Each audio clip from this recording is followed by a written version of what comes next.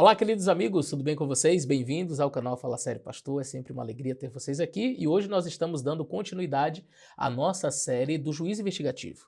Nós oferecemos a você, no capítulo anterior, o pano de fundo acerca do juiz investigativo, mostramos que esse é um tema bíblico, não é uma invenção dos adventistas do sétimo dia, mas é um tema completamente bíblico. E agora nós vamos adentrar de maneira mais específica o assunto do juiz investigativo, tendo em vista a tipologia. Nós vamos analisar hoje o livro de Levítico, nós vamos perceber que existe um santuário no céu, e aí, a partir dos capítulos posteriores, nós vamos entrar propriamente no livro de Daniel e vamos fazer a análise das 2.300 tardes e manhãs. Eu tenho certeza que vai ser muito bom. Então, não sai daí, já compartilha esse vídeo com seus amigos, porque eu tenho certeza que vai ser uma bênção.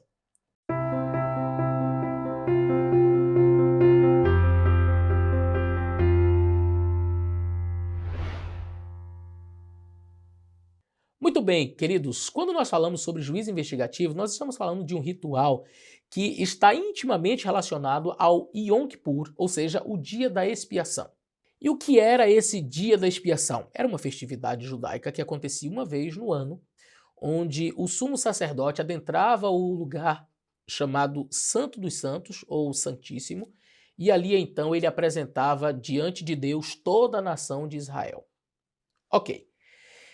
Precisamos, antes de falar deste Yom Kippur, deste dia específico, nós precisamos falar dos demais dias que havia em Israel. Bom, Deus mandou que Moisés construísse um tabernáculo. E este tabernáculo, este santuário, ele deveria seguir um modelo. No livro de Êxodo vai dizer que Moisés deveria construir o santuário conforme o modelo que lhe foi apresentado. Sendo assim, toda a estrutura do santuário terrestre, ele foi baseado em um modelo superior.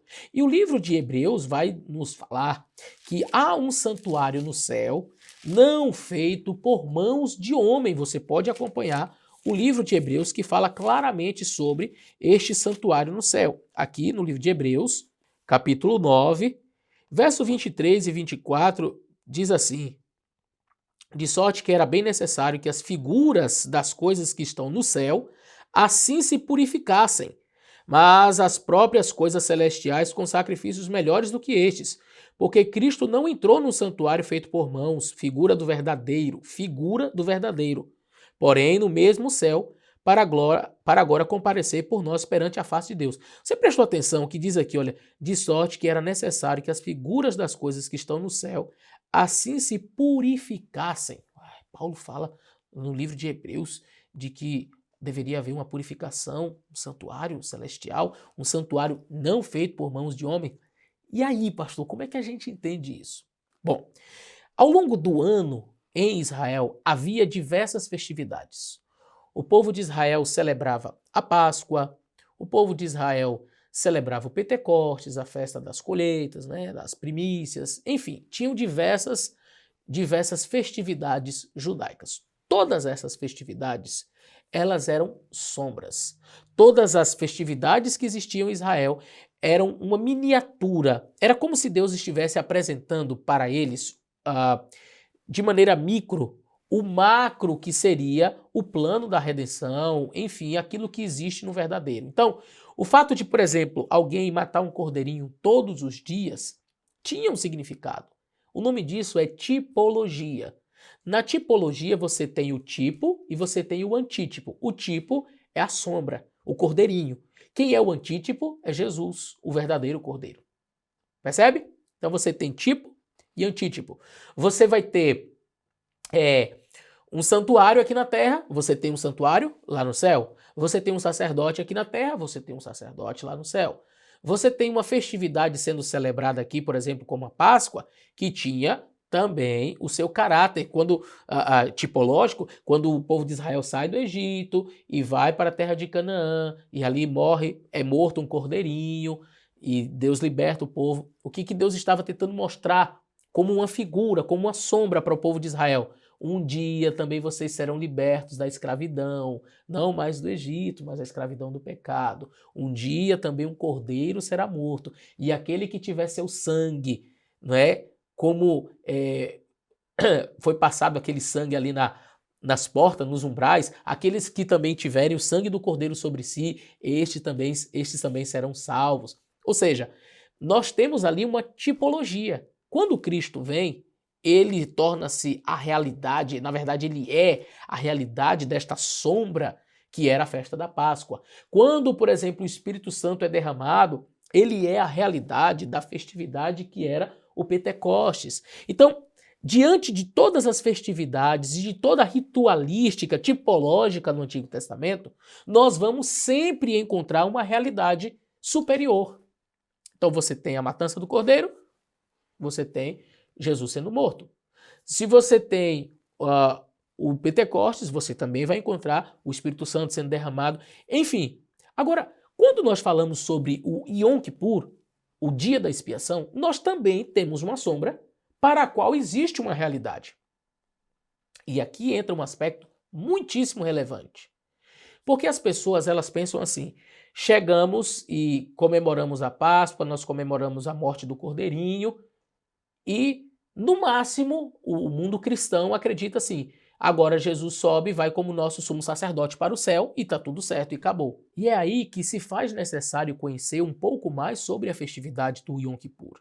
Mas para que você conheça sobre a festividade do dia da expiação, é necessário realmente você conhecer saber o que acontecia durante todo o ano. O que acontecia? Ao longo de todo o ano, o sacerdote, ele matava o cordeirinho, era um ritual que era feito pela manhã e pela tarde, passava o sangue daquele cordeirinho nas pontas do altar, ele entrava para oficiar na parte que isso acontecia do lado de fora, não é? Então ele entrava no primeiro compartimento do santuário, que era chamado lugar santo, onde havia os pães da proposição, que simbolizavam Jesus, onde tinha um candelabro com luzes que representavam Jesus, a luz do mundo, e ali ele oferecia um incenso diante de um altar de ouro, que era chamado altar de incenso, e aquilo ali representava as orações dos santos, aquela fumaça subia, passava por cima da cortina e adentrava o segundo compartimento, que era o local chamado Santíssimo. O sacerdote não entrava ali diariamente.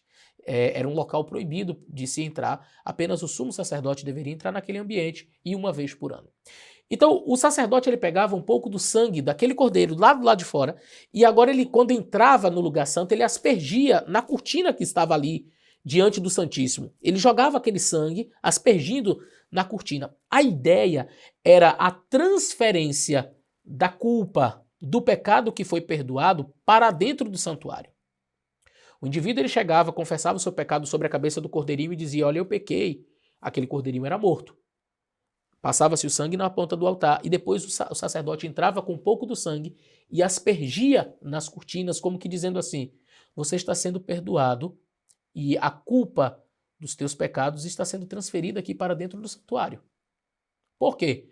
Porque um dia o sumo sacerdote fará o trabalho de limpeza, de purificação de tudo isso aqui. Esse é um ritual que acontecia. Eu não estou inventando, é só você pegar a Bíblia e ler. Isso daqui acontecia diariamente. O sacerdote ele entrava e aspergia o sangue, aquele sangue daquele cordeiro que estava carregando a culpa do pecado daquele pecador que confessou. Então você tem esse ritual de fora para dentro, de fora para dentro, como que levando os pecados simbolicamente, naturalmente, para dentro do santuário. Isso acontecia o ano inteiro. Chegava o dia da expiação, o Yom Kippur. Esse era um dia de festa, era um dia especial. As pessoas diziam, era um dia de medo. Não, era um dia de muita festividade, de muita alegria. Inclusive, no livro de Levítico, no capítulo 24, vai dizer que esse dia era como se fosse um sábado. Olha só. Falou mais o Senhor a Moisés, dizendo, verso 26 do capítulo 23, eu falei 24, é o capítulo 23. Aos 10 do mês 7º será o dia da expiação, tereis uma santa convocação e afligireis a vossa alma e oferecereis ofertas queimadas ao Senhor. Naquele mesmo dia nenhuma obra fareis, porque é o dia da expiação, para fazer expiação por vós perante o Senhor vosso Deus. Porque toda alma que naquele dia não se afligir será extirpada do meio do seu povo. Também toda alma que naquele mesmo dia fizer algum trabalho, aquela alma eu destruirei do meio do povo de Israel. Nenhuma obra fareis, estatuto perpétuo pelas vossas gerações, seria um sábado. Olha só, era um dia especial, Mas as pessoas deveriam afligir a sua alma, pedir perdão pelos seus pecados. Esse ritual, entretanto, do dia da expiação, ele era um ritual diferente dos demais. Você tinha matança de animais. Quando você vai no livro de Levítico, no capítulo 16, você vai ver que viam 2 bodes, e aí era feito, tirado sorte, porque qualquer um poderia ser para Deus, então tinha que ser 2 animais bons, sem defeito, trazia ali 2 bodes e lançava sortes. Ao lançar sortes, então, um bode era sacrificado. Um bode deveria ser morto, sacrificado, como representação de Jesus. E ao final da expiação, como diz aqui no verso 20, havendo acabado a expiação, havendo acabado de expiar o santuário, a tenda da congregação, o altar, então fará chegar o bode vivo. Então, o bode que não era sacrificado, ele só vinha quando a expiação tinha terminado. Então, eu já gravei outros vídeos para falar de quem seria esse bode, que seria Azazel, para Azazel, o bode emissário. Eu já gravei outros vídeos que você pode encontrar aqui no canal, respondendo de maneira clara quem seria esse bode. Mas enfim, um era para Deus. E aí agora o ritual ele seguia de maneira diferente. Por quê?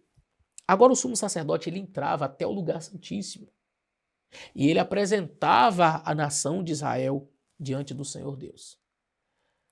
Todos pediam perdão pelos seus pecados. Ali, entre os 2 querubins, aparecia a glória de Deus, a Shekinah.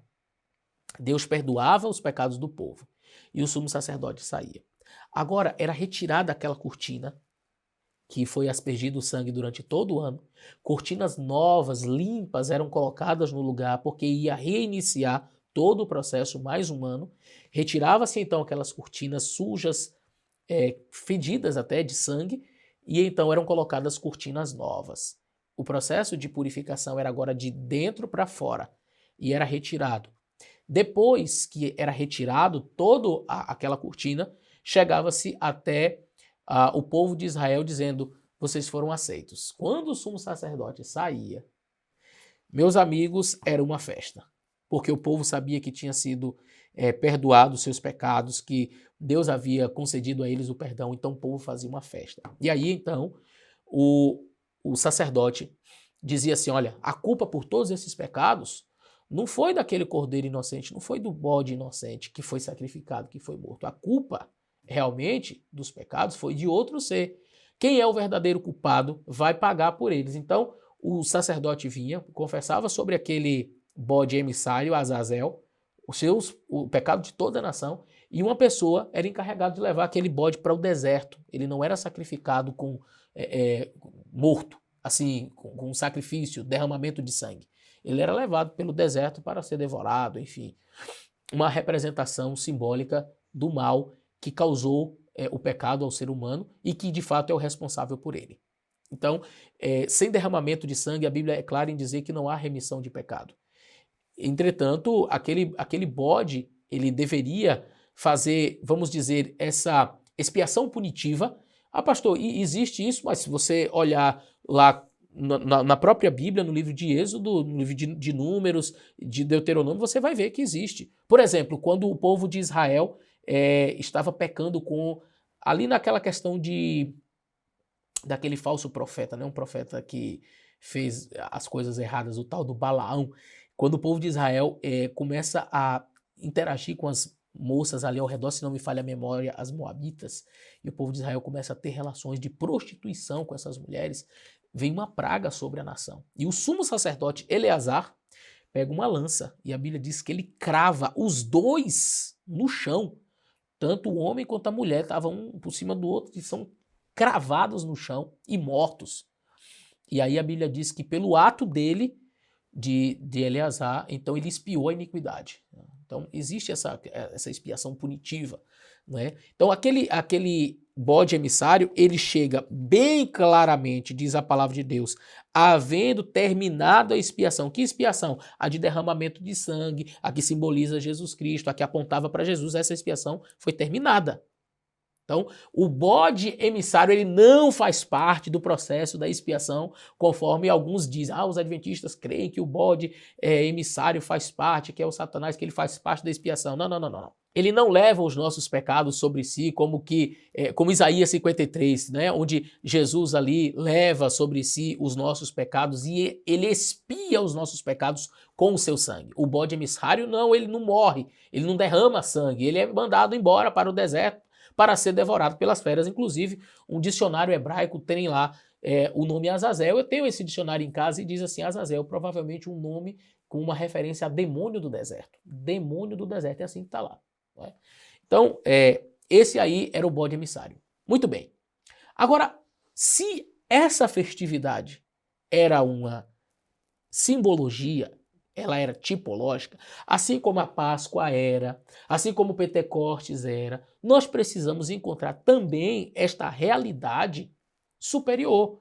Porque se toda a tipologia ela existe, só existe tipo para encontrar-se com um antítipo. Eu só tenho uma sombra porque existe uma realidade. E agora eu preciso encontrar essa realidade. Jesus ele é morto, pagou pelos nossos pecados. Esta é a simbologia do cordeirinho e desse bode que é morto ali no dia da expiação, ok? Ela encontrou em Jesus a sua realidade. O sacrifício de Cristo foi total, completo, suficiente, não precisa de nenhum adendo. O sacrifício de Cristo não precisa de nenhum complemento para ele ter validade. A Bíblia é clara em dizer que nós somos salvos pela graça de Cristo, ou seja, pelo seu sacrifício, porque pelo sangue de Cristo nós somos purificados dos nossos pecados. O apóstolo Paulo é muito claro em nos trazer essa informação de que o sangue de Cristo nos purifica de todo pecado e de toda injustiça. Somos lavados e regenerados pelo sangue do Senhor Jesus Cristo. Então, o que aconteceu na cruz foi total, completo e suficiente para a salvação de todo aquele que crê em Jesus. Ponto. A pergunta: olhando para a tipologia do Antigo Testamento, Jesus ele era apenas cordeiro? Na tipologia, Cristo foi apenas o cordeiro? E você vai dizer para mim, não, obviamente, ele também era sacerdote.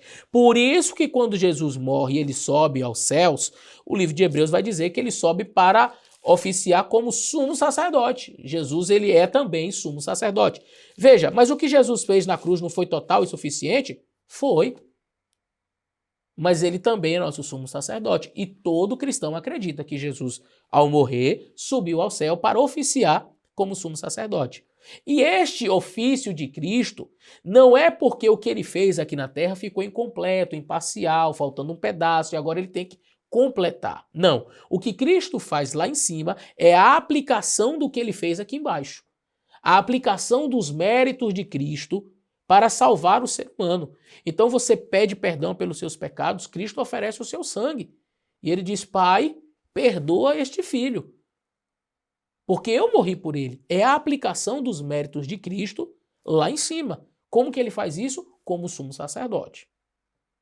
Agora, ótimo, pastor, eu já entendi. O cordeiro morria, o sacerdote ia e entrava no lugar santo. Isso eu sei que acontecia realmente. Mas a Bíblia fala que no dia da expiação o sacerdote entrava no lugar santíssimo. E agora, como é que a gente pode entender esse aspecto? Ora, se Jesus ele sobe e ele passa no lugar santo, ele passa para o lugar santíssimo, por que vocês adventistas acreditam, por exemplo, que iniciou-se o processo de purificação, ou seja, esse Yom Kippur, este entrar no lugar santíssimo, só em 1844? A gente não pode acreditar assim, tipo, Jesus morreu, subiu, já chegou lá, já fazendo a parte do sumo sacerdote no lugar santíssimo. A gente não pode acreditar assim, porque Paulo diz em Hebreus, no capítulo 9, verso 12, diz, nem por sangue de bodes e bezerros, mas por seu próprio sangue entrou uma vez no santuário, havendo efetuado uma eterna redenção. E aí, pastor, nós temos aqui uma situação onde Paulo claramente diz que Jesus entrou no lugar santíssimo e, de fato, quando Jesus morreu, ele subiu ao céu e entrou no lugar santíssimo. Ele foi ao lugar santo, ao lugar santíssimo. Por quê? Se você der uma lida em todo o ritual que compreendia o santuário celestial, você vai perceber que antes de se começar toda a ritualística do santuário, onde o sacerdote todos os dias matava um cordeiro e etc., até chegar o dia da expiação, onde o sumo sacerdote entrava no lugar santíssimo, houve um momento em que o próprio Moisés, ele fez sacrifício e ele mesmo adentrou todo o santuário, fazendo a inauguração do santuário, antes que Arão, seu irmão, pudesse oficiar como sacerdote e sumo sacerdote. Então, quando Cristo sobe aos céus, após o seu sacrifício, ele inaugura o santuário, indo por todos os compartimentos do santuário até o lugar santíssimo.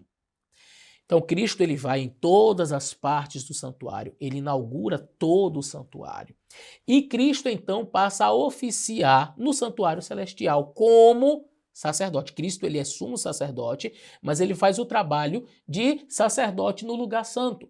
Pastor, quer dizer então que Jesus passou um período de tempo até 1844 sem poder entrar na presença de Deus, sem poder estar no lugar santíssimo? Algumas pessoas imaginam Jesus assim, mais ou menos assim, olha, tem um lugar santo, tem um lugar santíssimo, e aí como se tivesse um anjo na porta e Jesus, eu preciso falar com o Pai. Ah, só um minuto que eu vou chamar, porque o senhor não pode entrar aqui ainda não. Então, só depois de 1844.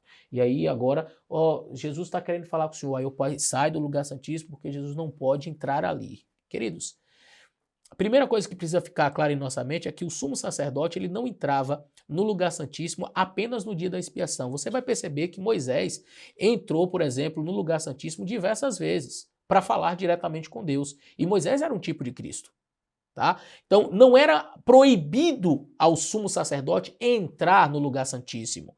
Quando Deus convocava, sempre o sumo sacerdote podia entrar quantas vezes fosse necessário, como Moisés fez diversas vezes, entrou no lugar santíssimo. Cristo, ele poderia estar na presença do Pai quantas vezes ele quisesse, não lhe era proibido, não existe lugar que fosse proibido para Cristo, sabe? A Bíblia diz assim, os céus não podem te conter, nem os céus dos céus. Quer dizer, Jesus vai ficar preso geograficamente, é uma coisa até inadmissível. Um outro detalhe, havia divisões no lugar santo para o lugar santíssimo, aqui no santuário terrestre, para que o sacerdote oficiando ali no lugar santo não tivesse acesso ao lugar santíssimo e fosse fulminado. Entretanto, nós estamos falando da divindade, nós estamos falando no céu, um santuário superior, não feito por mãos de homem, onde Jesus é sumo sacerdote e está em pé de igualdade com o Pai. Nós não temos um ser inferior, nós temos um ser de igual poder, de igual majestade. Nós temos Jesus, temos o Pai, quer dizer, Jesus Cristo ele não está limitado geograficamente. Agora, ele exerce a função de sacerdote no lugar santo, cumprindo a tipologia. A partir de 1844, ele passa a exercer a função de sumo sacerdote no lugar santíssimo. Ou seja, durante todo o período em que Cristo subiu ao céu, ele poderia ter acesso livre ao Pai tranquilamente em qualquer parte do céu, do santuário. Nós entendemos, porém, que ele não exercia a função de sumo sacerdote ao entrar no lugar santíssimo. Até 1844, Cristo ele exerce uma função sacerdotal. Então nós entendemos, tipologicamente falando, que quando Cristo morre e sobe aos céus, ele vai cumprir todo o cerimonial que foi previsto pela tipologia. O cordeirinho foi morto, ali o bode foi morto, ok. Jesus sobe e agora ele faz a inauguração do santuário, ele adentra todos os compartimentos do santuário celestial. E agora Cristo exerce a sua função sacerdotal no lugar santo. Ele faz durante 1810 anos a sua função de sacerdote, ali, no lugar santo, intercedendo por nós, ouvindo as orações de todos nós, apresentando o seu sacrifício, ali, no lugar santo. A partir de 1844, Jesus entra no lugar santíssimo. Mas, pastor, por que a partir de 1844 Jesus começa a exercer a função de sumo sacerdote na expiação, no dia da expiação? Por que vocês acreditam que foi nessa data?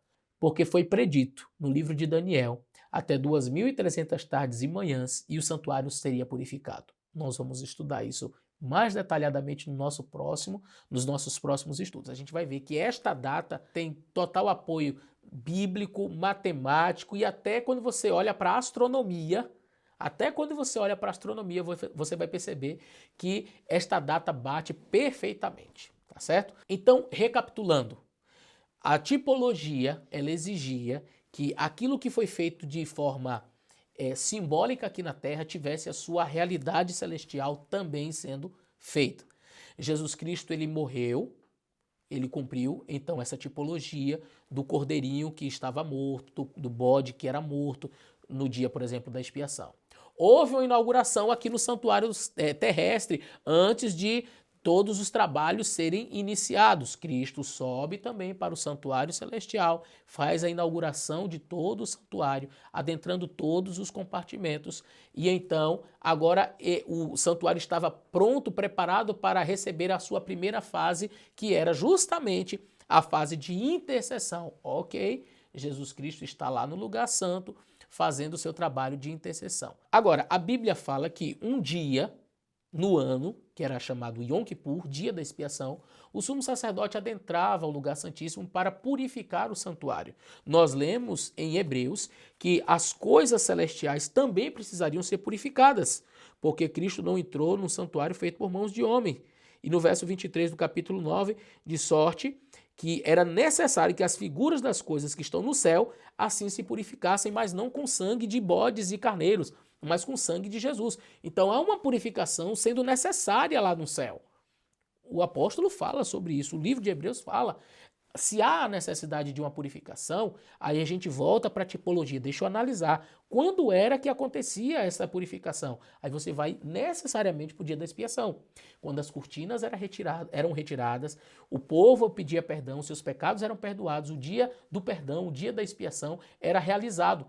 Tipologicamente, isso também vai acontecer lá no céu. Jesus sobe como sumo sacerdote, ele intercede por nós, exercendo o seu primeiro ministério sacerdotal no lugar santo, intercedendo por nós, mas em algum momento ele precisava também cumprir esta parte da tipologia, que era a purificação do santuário no lugar santíssimo. Então Cristo adentra o lugar santíssimo. Isto nós adventistas entendemos que aconteceu em 1844. Agora, por que nós acreditamos que foi nesta data? Fica com a gente nos nossos próximos estudos. Nós vamos mostrar claramente para você por que a data de 1844 é uma data chave e é uma data que está aqui, olha, na palavra de Deus. Se você fizer um estudo coerente com a Bíblia, se você analisar detalhadamente, você vai perceber que sim, a partir de 1844, Cristo inicia o processo de purificação do santuário celestial. Por quê? Porque Hebreus diz que o santuário precisaria ser purificado. Por quê? Porque Daniel diz quando isso aconteceria, até 2.300 tardes e manhãs, o santuário será purificado. Então, há uma necessidade de purificação, Daniel fala sobre isso, Hebreus fala sobre isso. Quando isso vai acontecer, Paulo diz que o santuário será purificado, mas não com sangue de cordeiros, entretanto com o verdadeiro cordeiro, Jesus Cristo, que morreu. E aí Daniel vai ser mais amplo, mais claro, quando ele diz, olha, quando que isso vai acontecer? O anjo, trazendo a profecia para Daniel, predisse que isso aconteceria depois de 2.300 tardes e manhãs. E qual o significado dessas 2.300 tardes e manhãs? Por que 1844? Eu tenho certeza que os próximos estudos serão ainda melhores e eu tenho certeza que vai edificar a sua vida espiritual. Fica com a gente nos nossos próximos estudos e não esqueça de compartilhar com seus amigos.